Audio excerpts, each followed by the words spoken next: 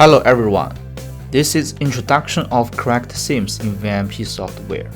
Select the correction first on the themes tab page in the properties area and set the display content.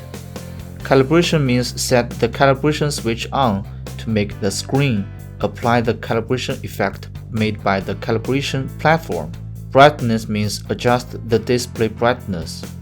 Image means set which color or image the screen displays.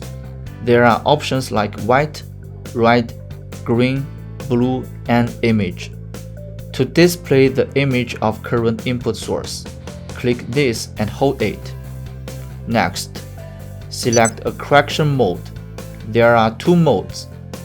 Tail themes means correct the themes of tails. Module themes means correct the themes of the modules.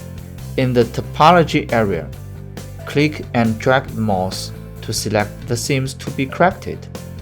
Hold Ctrl on keyboard and click the themes can also work. Next, set the adjustment parameters.